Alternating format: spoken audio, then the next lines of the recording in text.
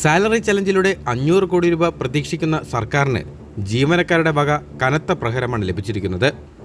ഇന്നലെ വരെ CMDRF വയനാട് അക്കൗണ്ടിലേക്ക് ലഭിച്ചത് 41 കോടി രൂപ മാത്രമാണെന്ന് വ്യക്തമാക്കുന്ന ട്രഷറി രേഖകൾ പുറത്തു വന്നിരുന്നു.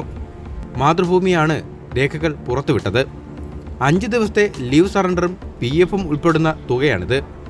ഈ കണക്ക് നോക്കിയാൽ 4 ദിവസത്തെ ശമ്പളം സംഭാവനയായി അടുത്ത 2 മാസങ്ങളിൽ ലഭിച്ചാൽ പോലും 200 കോടി തികയില്ല.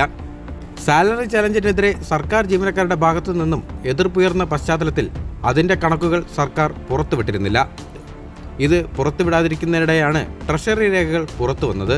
ഇത് പ്രകാരം 41 കോടി 20 ലക്ഷത്തോളം രൂപയാണ് ഇതുവരെ കിട്ടിയത്. ഇത് ഒരു ദിവസത്തെ ശമ്പളം നൽകിയവരുടെ മാത്രം കണക്കായിരുന്നുവെങ്കിൽ സർക്കാരിന് ആശ്വസിക്കാമായിരുന്നു. പക്ഷേ ലീവ് സറണ്ടർ ചെയ്തും PF വായ്പയുടെ തുകയിൽ നിന്നും 5 ദിവസത്തെ ശമ്പളം നൽകിയതുമെല്ലാം കൂട്ടിയാണ് ഈ 41 കോടി രൂപ. വയനാട് പുനരധിവാസത്തിനായി 5 ദിവസത്തിൽ കുറയാത്ത ശമ്പളമാണ് സർക്കാർ ജീവനക്കാർ സംഭാവന നൽകേണ്ടത്. സെപ്റ്റംബറിൽ നൽകുന്ന ഓഗസ്റ്റിലെ ശമ്പളത്തിൽ നിന്നും ഒരു ദിവസത്തെയും അടുത്ത മാസങ്ങളിൽ 2 ദിവസത്തെയും ശമ്പള വീതം പരമാവധി 3 ഗഡുക്കളായി പണം നൽകണമെന്നായിരുന്നു നിർദ്ദേശം. 1-2 ഗഡുക്കളായും ഒടുക്കാമെന്നും 5 ദിവസത്തിൽ കൂടുതലുള്ള ശമ്പളവും നൽകാമെന്നും സർക്കാർ വ്യക്തമാക്കിയിരുന്നു. ഇങ്ങനെ 500 കോടി രൂപ സ്വരൂപിക്കാമെന്നായിരുന്നു സർക്കാരിൻ്റെ കണക്കുകൂട്ടൽ. പക്ഷേ സംഗതി പാളി. സാലറി ചലഞ്ചിനായി തുറന്ന CMDRF വയനാട് എന്ന ട്രഷറി അക്കൗണ്ടിലേക്ക് ഇതുവരെ കിട്ടിയത് 41.2 കോടി രൂപ മാത്രമാണ്. സാലറി ചലഞ്ച് വഴി ദുരിതാശ്വാസ നിധിയിലേക്ക് പണം കണ്ടെത്താനുള്ള സർക്കാരിൻ്റെ നീക്കത്തിന് ജീവനക്കാർ മറുപടി കൊടുത്തത് ലീവ് സറണ്ടർ എന്ന സൗകര്യം പ്രയോജനപ്പെടുത്തിയാണ്. ധനവകുപ്പിൻ്റെ എല്ലാ കണക്കൂട്ടലും പിഴച്ചതിവിടെയാണ്. സാമ്പത്തിക പ്രതിസന്ധി കാരണം കാലങ്ങളായി ലീവ് സറണ്ടർ ചെയ്ത് പണമാക്കാൻ നിലവിൽ സർക്കാർ ജീവനക്കാർക്ക് അനുമതിയില്ല.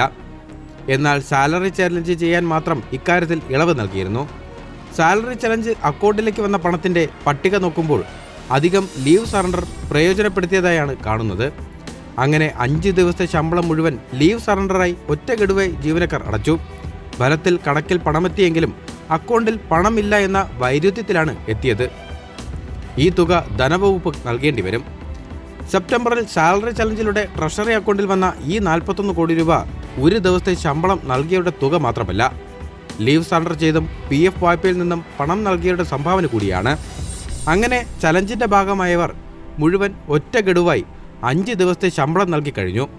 അതായത് ഇനി ലീവ് സറണ്ടർ PF വായ്പാ സൗകര്യങ്ങൾ പ്രയോജനപ്പെടുത്തുന്നവരുടെ വകയായി സാലറി ചലഞ്ചിലൂടെ വരുന്ന 4 ദിവസത്തെ ശമ്പളം മാത്രമാണ് ഫലത്തിൽ ഇനി നേരിട്ട് കിട്ടാനുള്ളത്. ഒക്ടോബറിലും നവംബറിലും അക്കൗണ്ടിലേക്ക് വരുന്ന ലീവ് സറണ്ടറും PF സംഭാവനയും ഇല്ലാത്ത തുകയാണ്.